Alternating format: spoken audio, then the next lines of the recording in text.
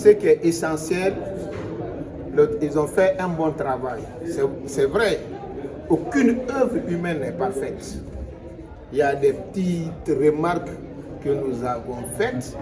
Nous allons faire par écrit et adresser au ministre de l'administration du territoire. Mais je voudrais vous dire que moi, j'ai été très, très satisfait du discours de monsieur le ministre. Je me permettrai même de dire ici que le discours du ministre de l'administration du territoire aujourd'hui était parfait. Parce que si cet engagement qui est pris par lui, Dieu l'aidait à le réaliser, on peut voir enfin l'éclosion des vrais partis politiques. Parce que depuis 1990, date de l'adoption de la loi fondamentale sous Lansana Conté et la création des partis politiques en 1992, nous n'avons jamais eu des partis politiques qui ont fonctionné correctement comme des partis politiques. Ça, il faut avoir le courage de le dire. Donc, le ministre de l'administration du territoire s'est engagé de faire en sorte qu'on n'ait pas de partis politiques, entreprises appartenant à un seul individu qui peut décider qui peut être parti, qui peut faire quoi au sein du parti et qui peut être licencié du parti comme si c'est un employé. Il dit désormais, c'est le statut, le règlement intérieur qui prime.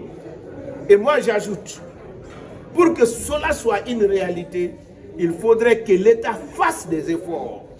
Parce qu'on le sait tous que la main qui donne, c'est cette main qui commande.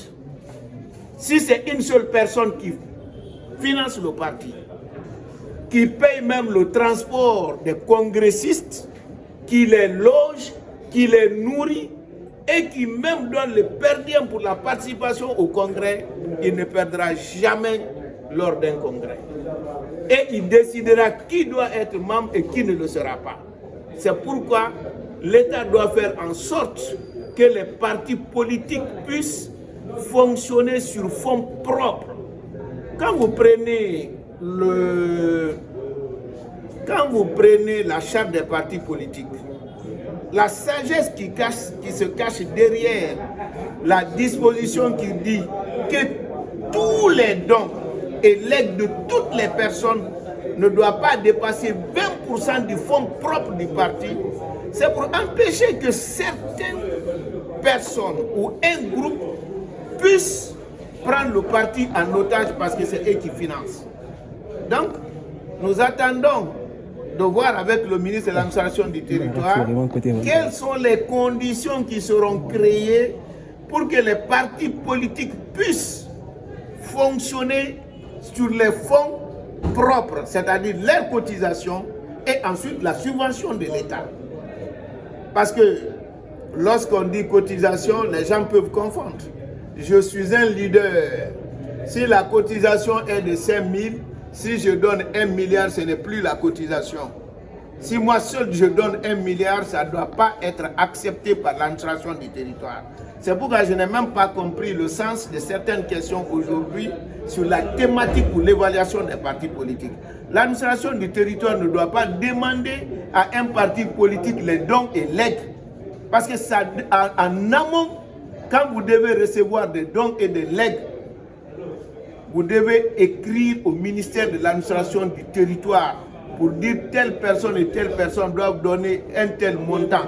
Et l'administration du territoire est censée de connaître, c'est-à-dire votre patrimoine. Si le montant dépasse, les 20% de votre patrimoine, ça ne doit pas être reçu. Donc cette question ne devait même pas être posée aujourd'hui. Alors, Monsieur le Président, est-ce que vous vous engagez, puisque vous êtes un parti mis en observation, non? C'est ça? Oui. Est-ce que vous vous engagez à corriger, là, puisque vous avez 90 jours pour le faire? Si vous ne le faites pas, votre parti sera suspendu. Est-ce que vous vous engagez à faire ça? Je vous dis que nous sommes très satisfaits du travail. Ça, c'est vrai. Et ensuite, nous avons dit qu'il y a certaines questions qu'il faut discuter avec la direction nationale de l'administration des affaires politiques Pour la simple raison, les thématiques aussi doivent correspondre à la charte des partis politiques. Donc s'il y a des thématiques qui ne correspondent pas à la charte des partis politiques, parce que dans cette charte, vous avez le droit et le devoir. C'est-à-dire, c'est au niveau de devoir, ce que la charte là exige, c'est ce qu'on peut exiger de nous. Ce que la charte n'a pas exigé, on n'a pas le droit d'exiger ça de nous. Donc tout ça là, on peut discuter et trouver une solution.